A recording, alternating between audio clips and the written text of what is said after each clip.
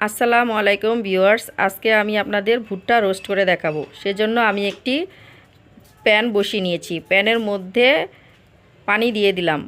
পানির মধ্যে আমি ভুট্টাটা দিয়ে দিলাম। তারপর ভুট্টাটা আমি দেওয়ার পরে ভালো একটু লবণ দিয়ে দিয়েছিলাম, এটা দেখাতে ভুলে গেছি। তারপর আমি এটা ঢেকে আধা ঘন্টার মতো সিদ্ধ করলাম, কারণ এটা আমার অনেক ভুট্টাটা ড্রাই ছিল। সেদ্ধ করার পরে এপিস উপিস করে নেড়ে চেড়ে ভুট্টাটা ভালো করে সিদ্ধ করে এখন আমি মশলা তৈরি করে নিচ্ছি। দিয়ে দিয়েছি মরিচের গুঁড়া, লবণের গুঁড়া, লেবুটাকে আর একটু সয়াবিন তেল দিয়ে নেড়ে চেড়ে আমি একটি মশলা তৈরি করে নিয়েছি। এখন আমি সিদ্ধ করা ভুট্টাটার মধ্যে মশলাটা ভালো করে লেবু দিয়ে ঘষে ঘষে চারিদিকে লাগিয়ে নিচ্ছি।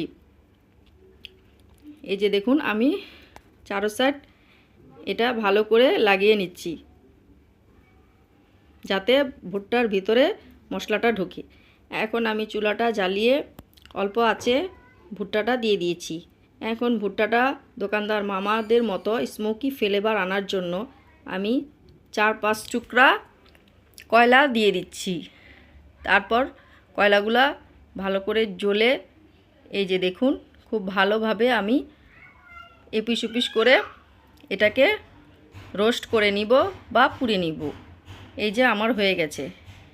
এখন আমি ভুট্টাটা খাওয়ার জন্য একটি মশলা তৈরি করছি।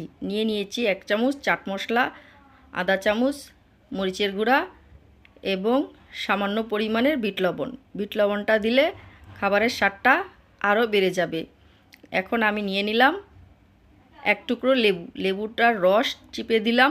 দেওয়ার পরে মশলাটা একটু হালকা ঘষে ঘষে লাগিয়ে নিলাম। হয়ে গেল আমার ভুট্টার গ্রিল বা রোস্ট।